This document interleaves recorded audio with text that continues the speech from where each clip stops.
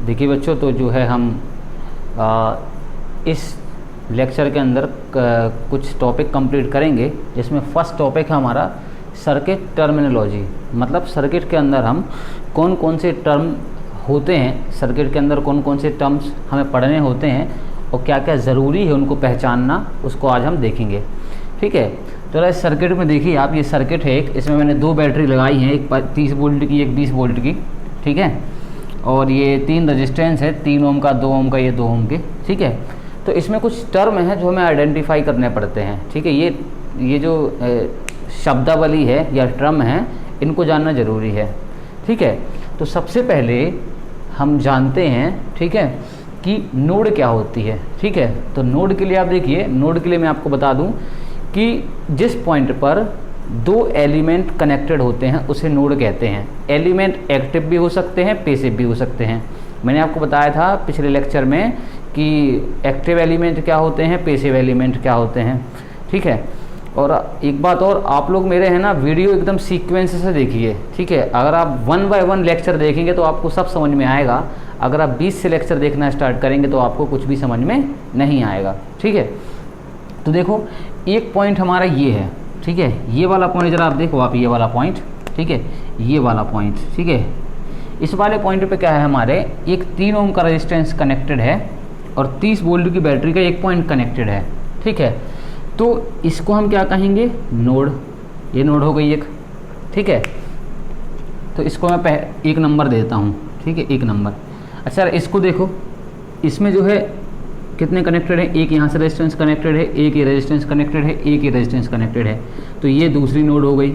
ठीक है, ये नंबर 2 नोड हो गया। ठीक है, अब जरा इधर देखो, ये देखो, इसमें भी एक ये रेजिस्टेंस कनेक्टेड है इस पॉइंट पर, एक ये बैटरी का टर्मिनल कनेक्टेड है, टर्मिनल यहाँ पे कनेक्टेड है, तो एक ये नोड हो गई। अच्छा, इधर देखो, इस पॉइंट पे देखो। ठीक है, एक ये रेजिस्टेंस कनेक्टेड है, एक बैटरी का टर्मिनल ये कनेक्टेड है, एक बैटरी का टर्मिनल ये कनेक्टेड है, तो एक नोड हो गई। तो अगर हम नोड की बात करें, इस सर्किट में अगर हम नोड की बात करें, ठीक है, तो नोड कितनी हो जाएंगे हमारी, 1 2 3 और एक 4 नोड हमारी हो जाएंगे। ठीक है, तो इधर पे मैं लिख देता हूँ 4 नोड। ठीक है, तो कितनी हो जाएंगी हमारी, 4 नोड। ठीक है, तो नोड की संख्या कितनी हो गई, नोड इक्वल टू कितना हो गया हमारा, नोड बराबर कितना होगा, 4 नोड।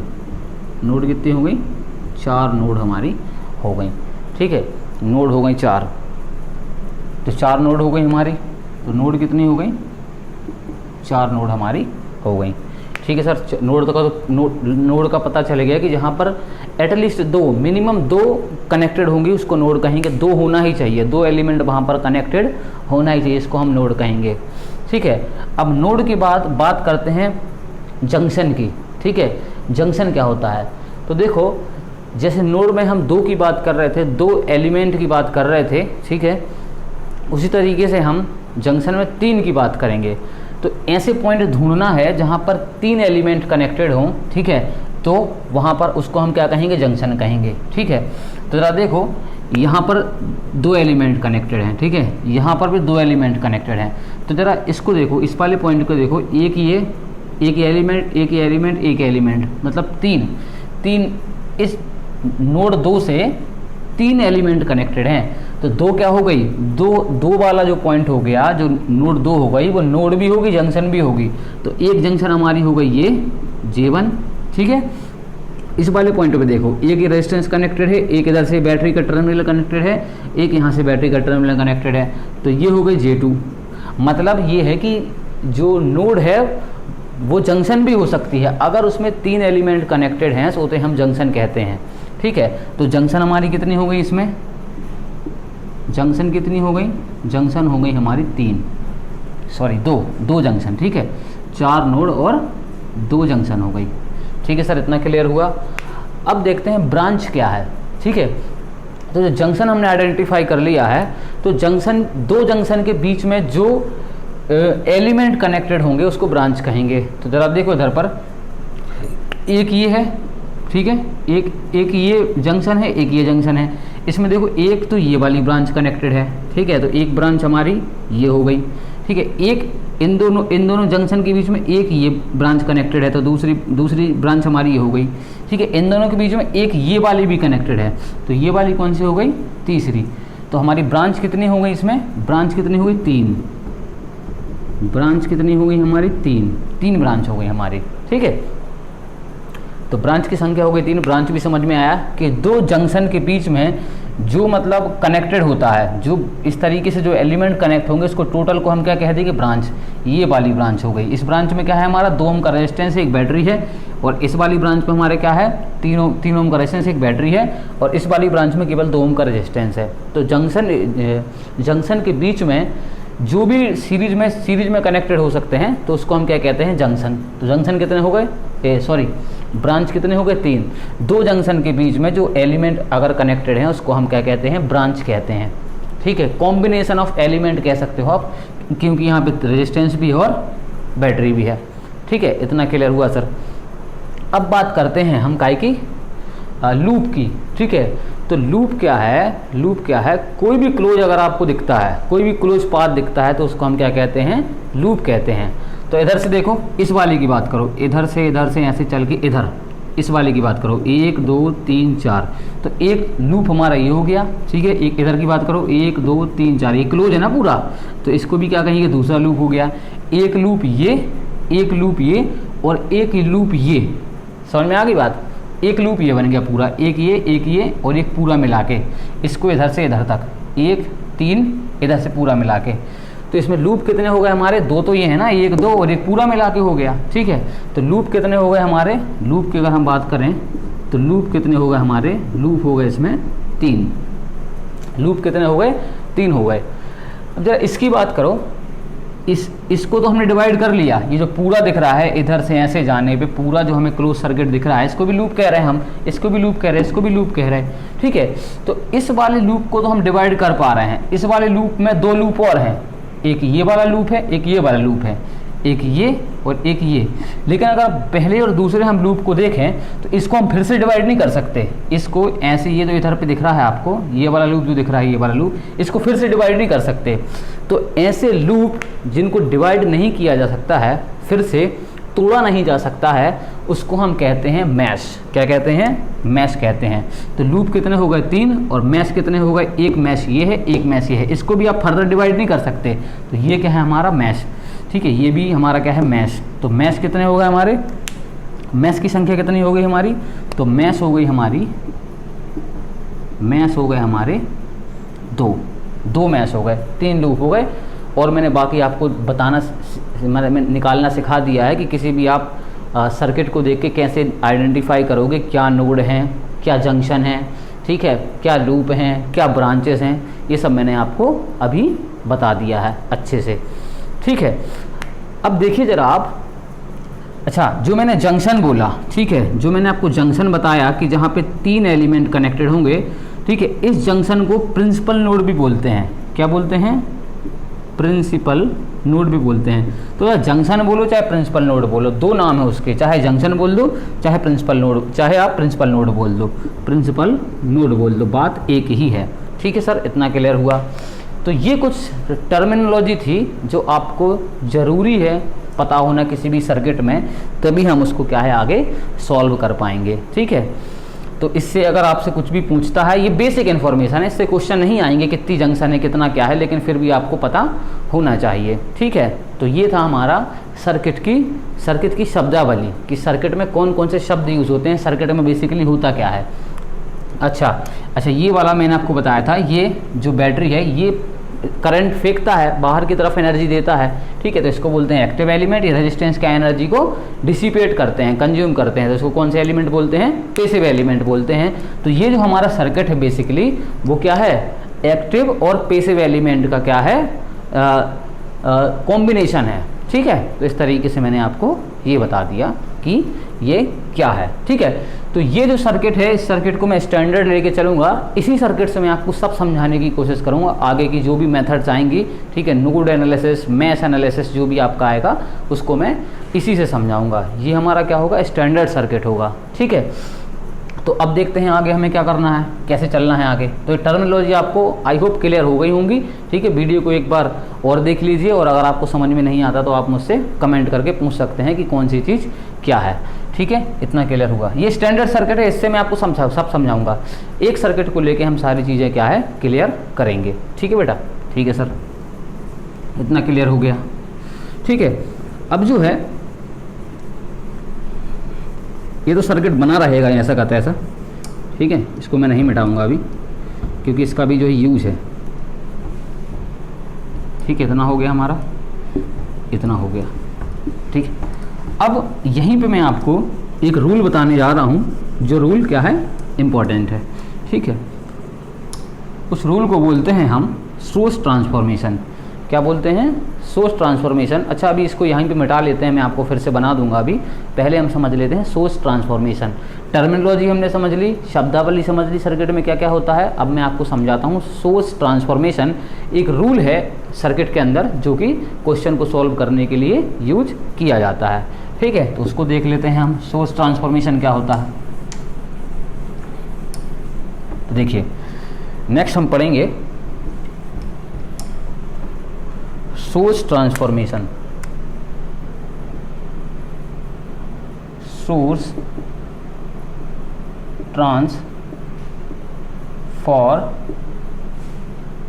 ट्रांसफॉर्मेशन मतलब सोर्स ट्रांसफॉर्मेशन में क्या है, ट्रांसफर करते हैं एक सोर्स को दूसरे सोर्स में। हम क्या करते हैं? ट्रांसफर करते हैं। तो जरा देखिए, मान लो हमारे पास कोई ये वोल्टेज सोर्स है, ठीक है। ये हमारे पास क्या है, कोई वोल्टेज सोर्स है, ठीक है, जिसकी वैल्यू है 10 वोल्ट, ठीक है। और इसका जो इंटरनल रेजिस्टेंस है, ठीक है, 10 वोल्ट मत लो आप, एक काम करो केवल वोल्ट ही ले लो। मान लो यहाँ पे V वोल्ट है, ठीक है, V वोल्ट है, और रेजिस्टेंस की वैल्यू क्या है R, ठीक है। तो ये हमारा जो है एक क्या है, प्रैक्टिकल वोल्टेज सोर्स है। मैंने आपको बताया था प्रैक्टिकल वोल्टेज सोर्स क्या होता है, जिसका कुछ ना कुछ इंटरनल रेजिस्टेंस हो। तो इसका इंटरनल रेजिस्टेंस है, तो इसको हम क्या कहते हैं? प्रैक्टिकल वोल्टेज सोर्स कहते हैं। इसको हम प्रैक्टिकल करंट सोर्स में चेंज कर सकते हैं, ठीक है। तो इसको जब हम चेंज करेंगे, ठीक है, बेसिकली इसको ऐसा बना दिया जाए, इसको जब हम चेंज करेंगे करंट सोर्स में, तो इसके साथ जो रेजिस्टेंस लगा है, देखो ये इधर प्लस है, ये इधर माइनस है, तो करंट की डायरेक्शन बनेगी ऊपर, ठीक है। तो ये जो रेजिस्टेंस है आप यहाँ पे ले आओ, इसके पैरेलल में लगा दो, ठीक है। दिख रहा है? हाँ दिख रहा है। तो ये रेजिस्टेंस मैंने लगा दिया ये। तो इसको मैं ऐसा कन्वर्ट कर सकता हूँ। कहीं हमें अगर ऐसा दिखता है कॉम्बिनेशन, तो उसको मैं ऐसे कॉम्बिनेशन में चेंज कर सकता हूँ। लेकिन इस करंट की वैल्यू क्या होगी? इस करंट की वैल्यू होगी, जो करंट सोर्स है इसकी वैल्यू क्या होगी? इसकी वैल्यू होगी ओम्स लॉ से V/R। तो इस तरीके से आप क्या कर सकते हो? चेंज कर सकते हो, ठीक है। ये करंट की वैल्यू कैसे निकालोगे? करंट सोर्स की वैल्यू कैसे निकालोगे? आप इसको पैरेलल में ला देना, इस वाले रेजिस्टेंस को, और करंट सोर्स की वैल्यू कैसे निकालोगे? V/R, ठीक है। V/R से आपका क्या आ जाएगा? करंट सोर्स की वैल्यू आ जाएगी। तो कहीं भी अगर हमें ऐसा दिखता है, तो हम सर्किट को सॉल्व करने के लिए या क्वेश्चन को सॉल्व करने के लिए उसको ऐसे कन्वर्ट हम कर सकते हैं। अच्छा, अगर ऐसा दिया हो, हमारे लिए करंट सोर्स दी हो, करंट इस टाइप का दिया हो, तो उसको ऐसे भी कन्वर्ट कर सकते हैं। लेकिन इस केस में जो V की वैल्यू आप निकालोगे, तो V की वैल्यू ओम्स लॉ से निकलेगी। फिर V = क्या होता है? R/I, ठीक है। तो अगर आपको कहीं ऐसा दिख रहा हो किसी भी सर्किट को सॉल्व करने में, अगर हमें जरूरत पड़ेगी, तो हम उसको ऐसा कर सकते हैं। तो करंट की वैल्यू दी होगी, ठीक है। तो V निकालने के लिए क्या करेंगे? और रेजिस्टेंस दिया होगा, तो V निकालने के लिए क्या करेंगे? R/I का मल्टीप्लाई कर देंगे। Again this is from Ohm's law और this is from Ohm's law. तो प्रैक्टिकल करंट सोर्स, ये क्या है? प्रैक्टिकल करंट सोर्स है, और ये पे क्या है? Practical voltage source. तो प्रैक्टिकल करंट सोर्स को प्रैक्टिकल वोल्टेज सोर्स में चेंज किया जा सकता है, प्रैक्टिकल वोल्टेज सोर्स को प्रैक्टिकल करंट सोर्स में चेंज किया जा सकता है। ये आगे न्यूमेरिकल में काफ़ी ज़्यादा हमें हेल्प करेगा। इसको बोलते हैं सोर्स ट्रांसफॉर्मेशन। एक सोर्स को दूसरे सोर्स में कैसे चेंज करते हैं? वोल्टेज सोर्स को करंट सोर्स में, करंट सोर्स को वोल्टेज सोर्स में, ठीक है। तो ये आपका एक और रूल खत्म हुआ, सोर्स ट्रांसफॉर्मेशन, ठीक है। अगेन जो है मैं आपको क्या है मेथड्स बताने वाला हूँ, ठीक है। तो हम उसी सर्किट को फिर से ड्रॉ कर लेते हैं, जो सर्किट हमारा पहले ड्रॉ था, ठीक है बच्चों। तो जो है सर्किट हमने ड्रॉ कर लिया है। अब मैं आपको बताता हूँ कि हम कौन सी मेथड पढ़ने वाले हैं, ठीक है, और इस मेथड को पढ़ना क्यों ज़रूरी है, ठीक है।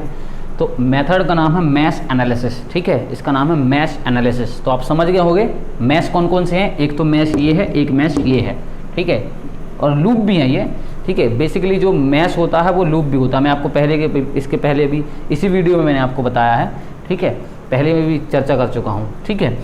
तो मैश एनालिसिस में हमारे पास क्वेश्चन क्या बोल रहा है, क्वेश्चन ये बोल रहा है कि आप इससे जाने वाली करंट फाइंड करो, ये वाली करंट हमें निकालना है, और मेथड हम कौन सी यूज़ करेंगे, मैश एनालिसिस यूज़ करेंगे। तो इस मेथड में हम सबसे पहले क्या करेंगे, देखो ये वाला वोल्टेज सोर्स है, प्लस से करंट निकलेगी, तो मान लिया करंट हमारी कौन सी इस लूप में फ्लो हो रही है, I1, ठीक है, और इस लूप में कौन सी फ्लो हो रही है, I2, ठीक। अब I1 इस तरीके से मतलब ये है कि करंट ऐसी जा रही प्लस से निकल के, मतलब I1 ऐसी है, ठीक है, और इधर I2 कैसी है, ऐसी, इस तरीके से I2 है, ठीक है। तो इसको हम कैसे सॉल्व करेंगे मैश एनालिसिस से, ठीक है, उसको हम स्टेप बाय स्टेप देखते हैं, बहुत अच्छे से आप लोग सीखेगा, ठीक है, बहुत ही यूज़फुल है आपके लिए, ठीक है। इसमें हम क्या करते हैं, KVL अप्लाई करते हैं, ठीक है। तो अगर आप KVL अप्लाई करोगे तो क्या होगा, ज़रा देखिए ध्यान से, लूप, इस वाले लूप में पहले मैश में मैं क्या कर रहा हूँ, लूप में या मैश कुछ भी आप बोल दो, ठीक है, इसमें मैं क्या कर रहा हूँ, KVL अप्लाई कर रहा हूँ। तो ये करंट कहाँ से एंटर मार रही है, -30 से, तो मैंने लिखा -30, ठीक है, प्लस यहाँ पे क्या आएगा, वोल्टेज ड्रॉप पता है आपको, ये कितना आ जाएगा, ये आ जाएगा +3I1, ठीक है, प्लस यहाँ पे जब ये इधर पे बहुत थोड़ा देखने वाली बात है, यहाँ पे 2 है, तो ये वाली करंट तो ऐसी जाएगी I1 इसमें, प्लस I2 भी आएगी, ठीक है। तो इस वाले एलिमेंट से 2 करंट फ्लो हो रही हैं, इसमें I1 हो रही थी, ठीक है, इसमें क्या है, 2 करंट है, I1 ऐसी जा रही है और I2 कैसी जा रही है, ऐसी, तो 2 क्या हो जाएगा, I1 प्लस क्या हो जाएगा, I1 प्लस I2, ठीक है, बराबर 0। तो इस वाले लूप में मैंने KVL इक्वेशन लिख लिया, जिसको KVL इक्वेशन लिखते नहीं आता है वो मेरे KVL KCL का वीडियो देखो, उसमें आपको समझ में आ जाएगा KVL इक्वेशन हम कैसे लिखते हैं। तो हमने इसमें लिख लिया, अब इसको फर्दर अगर हम सॉल्व करते हैं तो क्या बनेगा हमारा, इधर से देख लो, 3 और 2 5, ठीक है, और प्लस 2I2, तो हो जाएगा 5I1 plus 2I2 equal to आ जाएगा 30। ये इक्वेशन नंबर हमारा हो गया फर्स्ट, इसमें लगाया हमने, ठीक है। अब इसकी जब हम बात करेंगे, ठीक है, तो इसकी जब हम बात करेंगे तो कैसा हो जाएगा हमारा काम, ज़रा देखो इधर ध्यान से, ठीक है। तो क्या हो जाएगा इसमें, देखिए फिर करंट कहाँ से एंटर मार रही, ये वाली करंट कहाँ से एंटर मार रही, माइनस टर्मिनल से, तो क्या होगा, इस वाले लूप में लिख रहा हूँ मैं, ठीक है, इस वाले लूप के लिए KVL इक्वेशन लिख रहा हूँ, तो मैं कैसे लिखूँगा KVL इक्वेशन, ज़रा देखो आप कैसे होगा, -20, ये वाली करंट ऐसी जा रही है, प्लस 2I2, ठीक है, प्लस इसमें फिर से वही कंडीशन आ जाएगी कि एक करंट तो इधर से आ रही है I1, एक करंट इधर से जा रही है I2, ठीक है। तो क्या हो जाएगा 2I2 प्लस I1, या कुछ भी आप लिखो, I1 plus I2, I2 plus I1 equal to क्या हो जाएगा 0, ठीक है। इतना सबको दिख रहा है, ठीक है सर, दिख रहा है। अब इसको फर्दर आप सॉल्व करोगे तो क्या हो जाएगा, इधर से देख लो 2I2 4I2, तो हो जाएगा 4I2 प्लस क्या हो जाएगा 2I1 इक्वल टू क्या हो जाएगा 20। इसको आप अरेंज करोगे इस इक्वेशन को तो क्या हो जाएगा 2I1 plus 4I2 equal to क्या हो जाएगा आपका 20। 2 से भाग दे दो इक्वेशन में तो क्या हो जाएगा I1 plus 2I2 equal to क्या हो जाएगा आपका 10, इक्वेशन नंबर 2। अब 10th में आपने पढ़ा है, ठीक है, 10th में आपने बिल्कुल पढ़ा है कि इन इक्वेशन को कैसे सॉल्व करते हैं और I1 I2 की वैल्यू हमें फाइंड करनी है, ठीक है, I1 I2 की वैल्यू हमें फाइंड करनी है। तो इनको इक्वेशन को सॉल्व करोगे तो आप क्या करोगे, मैं क्या कर रहा हूँ इक्वेशन 1 में से इक्वेशन 2 को घटा दे रहा हूँ, तो एक कट जाएगा बाकी में वैल्यू मिल जाएगी। तो घटाना स्टार्ट करिए, देखिए ठीक है, 5 में से 4 जाए, 5 में से 1 जाएगा तो बचेगा 4I1, ठीक है, और 2 में से I2 खत्म हो जाएगा, 2I2 माइनस 2I2 खत्म, ठीक है, और क्या हो जाएगा आपका 30 में से 10 जाएगा तो बचेगा 20, ठीक है। तो 4I1 इक्वल टू कितना हो जाएगा आपका, हो जाएगा 20, ठीक है। तो I1 इक्वल टू कितना आ जाएगा आपका 4 पंचे 20, मतलब 5 एम्पियर I1 की वैल्यू आ गई, ठीक है। I1 की वैल्यू कितनी आ गई आपकी 5 एम्पियर, ठीक है। अब I1 की वैल्यू किसी में भी रख दीजिए, इसमें रख देता हूँ मैं I1 की वैल्यू, तो I2 की मिल जाएगी, तो कितना हो जाएगा 5 प्लस 2I2, तो 2 में रख रहा हूँ वैल्यू इसकी, ठीक है, 5 प्लस 2I2 इक्वल टू हो जाएगा आपका 10, तो ये उधर चला गया तो कितना आ गया आंसर 2I2 इक्वल टू, ये उधर चला जाएगा 10 में से 5 जाएगा कितना बचेगा 5, तो I2 इक्वल टू कितना आ जाएगा आपका 2.5, ठीक है, ये आ जाएगा 2.5। निकालोगे आप 5 में 2 से भाग दोगे तो कितना आ जाएगा, 2.5 आ जाएगा। अब जरा ध्यान से देखो, ये वाली करंट की बात करें जो क्वेश्चन में हमसे पूछा था, ये करंट कौन सी है, एक तो I1 आ रही है, एक I2 आ रही है, तो I इक्वल टू क्या हो जाएगा आपका I1 प्लस I2, यही हमारा क्वेश्चन का आंसर था।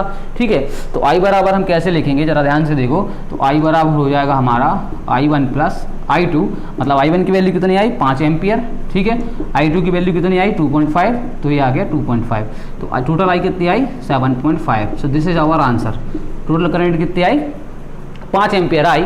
ठीक है, तो इसको इस मेथड से, अब इस टाइप का आपका क्वेश्चन आ जाएगा एग्जाम में, तो आपको क्या निकालना पड़ेगा, ये करंट जब निकालनी है तो आपको इस मेथड का यूज़ करना पड़ेगा। वैसे इस मेथड का हम यूज करेंगे नहीं, इस मेथड को बोलते हैं हम कौन सा एनालिसिस, मैश एनालिसिस बोलते हैं। ठीक है, बेसिकली केवीएल का ये फॉर्म है। ठीक है, तो इस मेथड को बोलते हैं मैश एनालिसिस। इसको ऐसे ही आपको यूज़ करना है, तभी आपका आंसर करेक्ट आएगा, जैसे मैं बता रहा हूँ उसी लेके चलना है आप उस तरीके से। ठीक है, तो 2 इक्वेशन की जरूरत पड़ी, 2 हमारे पास मैच थे, हमारा आंसर आ गया 7.5। आप आगे जो भी मेथड यूज़ करूंगा मैं, और भी मेथड से करके दिखाऊंगा आपको, उसमें भी क्या होगा, हमारा आंसर 7.5 ही होगा। इसी क्वेश्चन को सॉल्व करेंगे, स्टैंडर्ड क्वेश्चन है, इसको लेके मैं और भी आपको एसएससी जेईई के क्वेश्चन कराऊंगा। कॉन्सेप्ट यही रहेगा। ठीक है, क्वेश्चन चेंज हो सकते हैं, आपको कॉन्सेप्ट सीखने से मतलब है, तो आपका कॉन्सेप्ट मैश एनालिसिस का क्लियर हुआ। ठीक है सर, ये क्लियर हो गया। तो करंट की वैल्यू कितनी आ गई हमारी 7.5। ठीक है, तो अब यहीं पे मैं आपको जो है बता रहा हूं कि इसको और कैसे कर सकते हैं। ठीक है, अभी क्योंकि मैंने आपको सोर्स ट्रांसफॉर्मेशन पढ़ा दिया है। ठीक है, सोर्स ट्रांसफॉर्मेशन मैंने आपको पढ़ा दिया है, तो हम इसको सोर्स ट्रांसफॉर्मेशन से भी कर सकते हैं। ठीक है, इतना लंबा चौड़ा करने की जरूरत नहीं है। मैश एनालिसिस आप ना भी लगाओ, ठीक है, मैश एनालिसिस आप ना भी लगाओ तो भी हम इसको सोर्स ट्रांसफॉर्मेशन से कर सकते हैं। ठीक है, तो अभी मैंने आपको इसके पहले बताया कि हम सोर्स ट्रांसफॉर्मेशन यूज कैसे करते हैं। ठीक है, जरा देखो सोर्स ट्रांसफॉर्मेशन कैसे लगाएंगे इसमें। ठीक है, तो देखो अभी मैंने आपको बताया था कि ये हमारा 2 ओम का रेजिस्टेंस है। मैं आपको बताया था ये प्रैक्टिकल, ये इतनी चीज़ की अगर मैं बात करूँ तो ये क्या है, प्रैक्टिकल वोल्टेज सोर्स, और ये वाली चीज़ भी क्या है, प्रैक्टिकल वोल्टेज सोर्स। तो मैंने आपको बताया था इसको हम करंट सोर्स में चेंज कर सकते हैं। ठीक है, तो इसको करंट सोर्स में चेंज करेंगे तो ये कैसा बन जाएगा जरा आप देखो। तो मैंने आपको इसके अभी बताया, अभी 2 मिनट पहले मैंने बताया कि कैसे चेंज करते हैं, तो जरा देखो कैसे चेंज करेंगे। देखो इसको पैरेलल में ला देंगे, इसको करंट सोर्स बना देंगे। ठीक है, तो बना देते हैं यहीं पे। ठीक है, तो ये कितना हो जाएगा, इसको मैंने बना दिया करंट सोर्स। ठीक है, और इसके पैरेलल में लगा दिया मैंने रेजिस्टेंस। ठीक है, इसके पैरेलल मैंने लगा दिया रेजिस्टेंस। कितने ओम का रेजिस्टेंस था यहाँ पे, कितने ओम का था, 3 ओम का था। ये कितने का था, अब करंट की वैल्यू कैसे निकालेंगे, V/R से। तो V कितना था 30, करंट के रेजिस्टेंस कितना था 3, तो I की वैल्यू कितनी आ जाएगी 10, तो 10 एम्पियर मैंने यहाँ पे लिख दिया। इसको चेंज करोगे आप। ठीक है, तो करंट, जब करंट सोर्स में इसकी वैल्यू निकालोगे ना, करंट की I की, तो कैसे निकालोगे, तो करंट की वैल्यू को V/R से निकालोगे। तो यहाँ से कैसे निकालोगे, अब करंट सोर्स में चेंज कर रहा हूँ मैं इसकी। ठीक है, तो कैसे V/R से निकलेगा, तो V कितना है 20, R कितना है 2, तो ये जो मैंने यहाँ पे फिर यहाँ पे क्या कर दिया, करंट सोर्स मैंने इसको चेंज कर दिया। तो ये कितना हो जाएगा V/R, V कितना था 20, R कितना था 2, तो 20 में 2 से भाग दोगे तो कितना आ जाएगा 10, ये आ गया 10। ठीक है, 10 एम्पियर का इधर पे ये आ गया। और रेजिस्टेंस यहाँ पे कितना आ गया आपका, 2 ओम का रेजिस्टेंस यहाँ पर पैरेलल में आ गया। ठीक है, ठीक है सर, इतना हो गया। ठीक है, तो ये जो सर्किट मैंने सोर्स ट्रांसफॉर्मेशन से क्या कर लिया, आपका चेंज मैंने कर दिया। अब जरा ध्यान से देखो, हमें इसमें करंट चाहिए है ना, इसमें हमें करंट चाहिए है। ठीक है, तो इसमें अगर हमें करंट चाहिए है, ठीक है, तो हम क्या कर सकते हैं, ये सब पैरेलल में है, तो इसको सबको हम अलग तरीके से अरेंज कर सकते हैं। ज़रा देखिए आप कैसे करेंगे इसको। देखिए एक यहाँ पे हमारा क्या है, 10 एम्पियर का ये है, 10 एम्पियर का ये है, दोनों को पैरेलल में आप कनेक्ट कर दो, कर दिया, ये 10 एम्पियर का है। ठीक है, अब आप देखो कि क्या करना है हमें, ये भी पैरेलल में है, तो इससे निकालना है ना, तो आप इन दोनों को सॉल्व कर लो। ये भी पैरेलल में है, तो पैरेलल में कैसे सॉल्व करोगे, R1 × R2 divide by R1 + R2, तो इसको कर दो आप सॉल्व, तो आपका क्या हो जाएगा, इन दोनों का एक रेजिस्टेंस बन जाएगा। तो कितना आ जाएगा, R1 × R2 मतलब 6, 3 दूनी 6 बटे क्या करोगे, R1 + R2 मतलब 3 और 2 5 ये आ गया। अब इसके पैरेलल में क्या आ गया आपका, जिससे हमें करंट निकालनी है वो क्या है, 2 ओम का रेजिस्टेंस। इससे ही तो निकालना था क्वेश्चन में, ठीक है सर। अब देखो जब ये करंट सोर्स पैरेलल में है, करंट सोर्स पैरेलल में है और दोनों की डायरेक्शन एक सी है, ये भी ऊपर की तरफ है, ये भी ऊपर की तरफ है, ठीक है। तो ये वाली आप इसको आप टोटल कैसे सॉल्व करोगे, 2 करंट सोर्स अगर ऊपर की तरफ, मैं आपको बताऊंगा अगली वीडियो में या जो भी वीडियो आएगा, कि अगर 2 करंट सोर्स ऊपर की तरफ हैं तो वो जुड़ जाते हैं। तो दोनों करंट सोर्स ऊपर की तरफ करंट दे रहे हैं तो वो क्या हो जाएंगे, जुड़ जाएंगे। तो ये कितना का हो जाएगा, 20 का, ठीक है। तो इसको अगर मैं इधर पे दिखाऊं आपको, तो ये दोनों जुड़ के कितने हो जाएंगे, 20। तो करंट सोर्स जुड़ गए तो कितने का बन गया, 1 करंट सोर्स बनेगा और ये बन गया 20 एम्पियर का करंट सोर्स, ठीक है। और यहाँ पे हमारा क्या था, 5/6 का था ओम का, और ये 2 ओम का था ही, ठीक है। इस तरीके से हमारा ये बन गया। अब जरा ध्यान से देखो, ये बन गया, अभी मैंने आपको, ये हमारा कैसा क्वेश्चन बन गया, ये बन गया करंट डिवीजन रूल का। कैसा बन गया, करंट डिवीजन रूल का। करंट डिवीजन रूल का आप लोग लेक्चर देख लेना।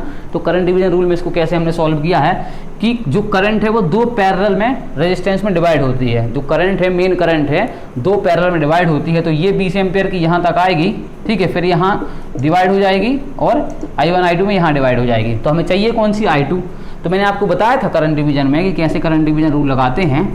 तो कैसे लगाते हैं कि मेन करंट को सबसे ऊपर लिखो, तो 20 एम्पियर की लिख लिया। अब चाहिए किससे है करंट, इससे चाहिए है, ठीक है। तो ये वाला रेजिस्टेंस ऊपर आएगा, तो 5/6 इधर आ गया और डिवाइड बाय टोटल रेजिस्टेंस, मतलब ये वाला और ये वाला जोड़ देंगे, 5/6 + 2, ठीक है। तो I2 की वैल्यू कितनी आ जाएगी आपकी, जरा ध्यान से देखो, ये कितना आ जाएगा, 20 × 5 अपॉन कितना हो जाएगा, ये इधर 5 आएगा, सॉरी उल्टा लिख दिया मैंने, इधर 6/5 आएगा, 6/5 इधर भी आएगा, 6/5 इधर भी आएगा, 6/5, ठीक है। अब ठीक है, हो गया इतना। तो अब जरा देखो आप कितना आ जाएगा, तो इधर पे आ जाएगा 20 × 6 डिवाइड बाय 5, और इधर आपका आ जाएगा कितना आ जाएगा, ये हो जाएगा 5 दूनी 10, 10 × 16, 16/5। तो 5 से 5 कैंसिल, और I2 की वैल्यू इधर लिख रहा हूँ मैं, ये कितना हो जाएगा 20 × 6, ठीक है, डिवाइड बाय 16। अब इसको सॉल्व करोगे आप तो कितना आ जाएगा, काटते रहो तो ये कितना हो जाएगा, ये हो जाएगा 10, ये कितना हो जाएगा आपका 8, ठीक है। फिर काटो, ये हो जाएगा 5, ये कितना हो जाएगा 4, ठीक है। तो ये कितना आ गया आपका 5 × 6 30/4। तो I2 की वैल्यू कितनी आ गई, 30/4, ठीक है। तो इसको आप सॉल्व करोगे तो कितना आ जाएगा, 4 × 7 = 28, 4 × 7 = 28, बचे कितने 2 और 7.5। इसको सॉल्व करोगे तो आंसर आ जाएगा 7.5। तो देखिए इस क्वेश्चन को हमने सोर्स ट्रांसफॉर्मेशन से भी कर लिया और आंसर हमारा क्या है, बिल्कुल सेम आया। आंसर कितना आया, सेम आया। 7.5 मैथ्स में आ रहा था, 7.5 किस में आया, सोर्स ट्रांसफॉर्मेशन में भी आया, ठीक है। तो इस देखो, इसको तो मैंने अभी इतना लंबा चौड़ा आपको करके बताया, ठीक है। मैं बिल्कुल सॉल्व कर सकता हूँ, मैं डायरेक्ट ये चीज़ लिख सकता हूँ, देख के ही आप सर्किट देख के ये चीज़ लिख पाओगे डायरेक्ट, ठीक है। अगर आपको प्रैक्टिस हो जाएगी तो जमाने भर का जितना सॉल्व करके दिखाया मैंने वो करने की जरूरत नहीं है। आप सीधा सर्किट को देखोगे और ये लिखोगे डायरेक्ट, और कैलकुलेशन करके आप आंसर बता दोगे। तो उतना लंबा चौड़ा करने की क्या ज़रूरत है। इसके बाद एक और मेथड है आपकी, कौन सी नोड एनालिसिस या जंक्शन एनालिसिस, जो भी आप बोलो, नोड एनालिसिस बोलो, उसके नोड एनालिसिस बोलते हैं जनरली, ठीक है। तो इसी क्वेश्चन को मैं आपको नोड एनालिसिस से करके दिखाता हूँ, ठीक है। उससे भी आंसर क्या है आपका, सेम आएगा।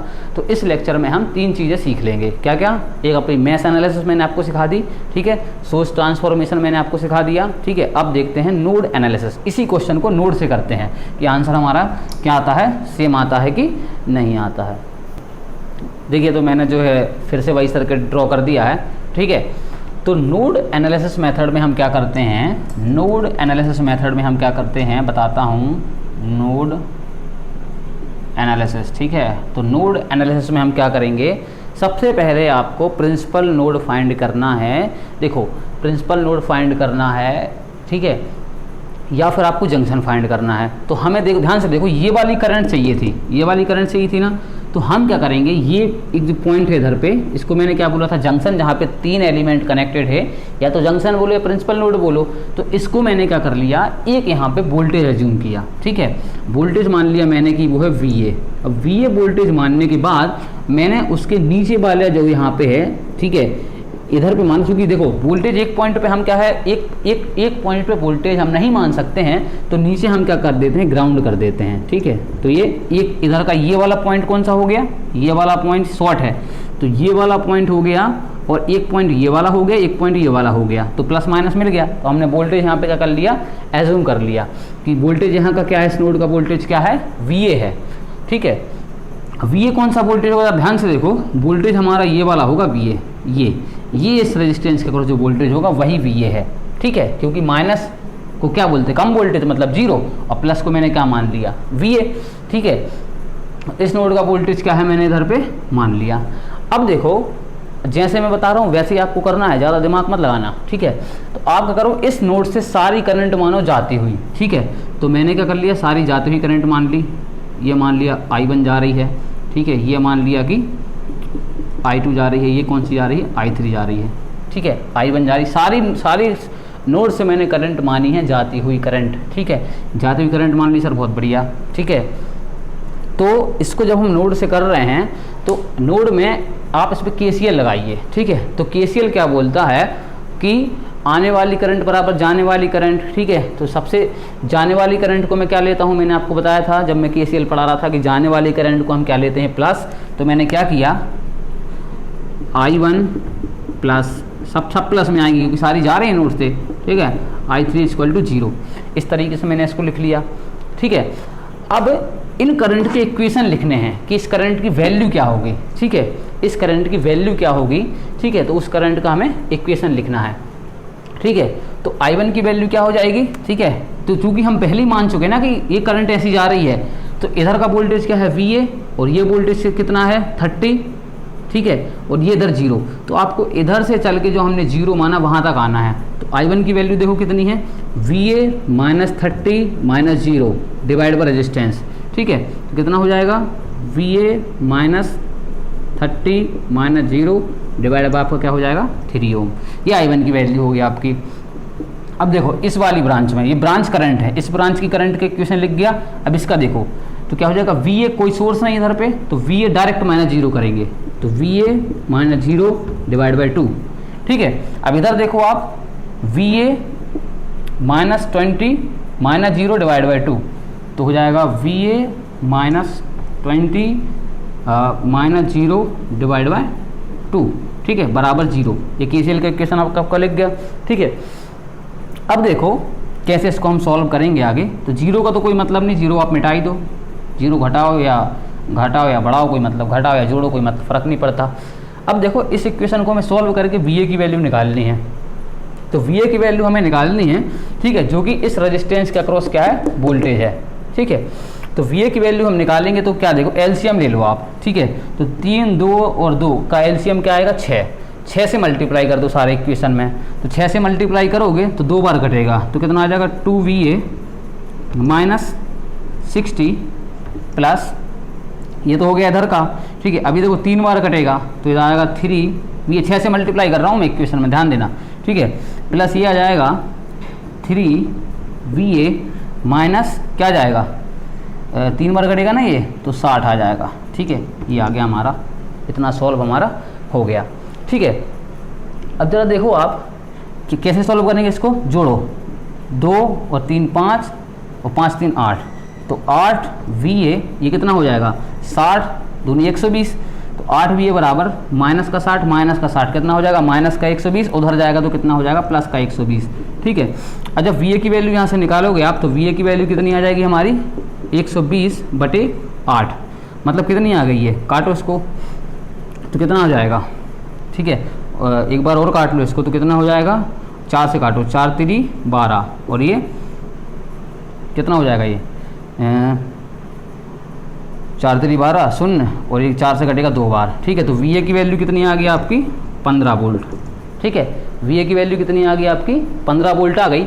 अब देखो ये VA मिल गया, इस रेजिस्टेंस के अक्रॉस हमें VA मिल गया, मतलब ये वाला वोल्टेज मिल गया, तो करंट कितनी आ जाएगी इससे, करंट कितनी आ जाएगी ओम्स लॉ से, करंट कितना होगा, VA/2, तो करंट की वैल्यू कितनी आ जाएगी, VA कितना आया हमारा 15। ठीक है, और R करेंगे मतलब 2, तो कितना आ जाएगा 2, तो I2 = कितना आ जाएगा, 15 में 2 से भाग दोगे कितना आ जाएगा 7.5, मतलब आपकी देखो 3 मेथड से आंसर सेम आया। पहले मेथड कौन सी थी हमारी, मैश, दूसरी कौन सी थी, सोर्स ट्रांसफॉर्मेशन, और तीसरी कौन सी है, नोड। तीनों से आंसर कैसा आ रहा है, सेम। मतलब तीनों मेथड आप एग्जामिनेशन में लगा सकते हो, तीनों मेथड आपको सेम रिजल्ट देंगी। आपको कॉन्सेप्ट क्लियर होना चाहिए कि कौन सी मेथड कैसे यूज़ करते हैं, ठीक है। तो ये आपका क्या हो जाएगा, ये मैंने आपको 3 चीज़ें इस लेक्चर में कवर करा दी, ठीक है। सोर्स ट्रांसफॉर्मेशन, ठीक है, और मैश एनालिसिस, नोड एनालिसिस, ठीक है। सबसे ज़्यादा जो हम यूज करेंगे, मैश का यूज नहीं करेंगे क्योंकि मैश में टाइम बहुत ज़्यादा लगता है, ठीक है। तो 2 मेथड का हम यूज़ करेंगे। जब मैं SSC JEE के आपको क्वेश्चन कराऊंगा तो मैं यूज़ करूंगा उसमें, एक तो यूज़ करूंगा मैं किसका, नोड का। सबसे ज़्यादा यूज जो होगा नोड का होगा, इसलिए ये मेथड आपको आनी चाहिए, ठीक है। तो ये चीज़ हो गई। अब आपको बोलोगे सर ये वाला इक्वेशन कैसे लिख गया सर पे, तो बेटा देखो जरा ध्यान से कि हमें क्या करना है, इधर से इधर तक जाना है। ये वोल्टेज हमने पॉजिटिव माना, ये नेगेटिव माना, ये करंट हम जाते हुए मान रहे हैं कि ये करंट ऐसी जा रही है। तो आप ध्यान से देखो, अगर इस पॉइंट का वोल्टेज 10 है और यहाँ पे कोई रेजिस्टेंस है, ठीक है, 2 ओम का, ठीक है, और इधर पे हमारा क्या है 5 वोल्ट है, तो ये वाली करंट कैसे लिखोगे आप, ऐसे तो लिखोगे 10 - 5 / 5। तो इस तरीके से लिखा है। अलग अलग आप तोड़ तोड़ के देखोगे तो आपको करंट भी समझ में आ जाएंगी कि करंट कैसे लिखी गई हैं। और आपको नहीं समझ में आती तो आप जो है मुझसे पूछ लीजिएगा, किसमें, कमेंट में पूछ लीजिएगा, ठीक है। और प्रैक्टिस करोगे तो आपसे खुद बनने लगेगा। जैसा मैं बता रहा हूँ आपको डिक्टो वैसे ही करना है। अगर अपना आपने दिमाग लगाया तो क्वेश्चन गलत हो जाएगा, ठीक है। इसी तरीके से आपको करना है, ठीक है बेटा। तो आज के लिए इतना ही, थैंक यू।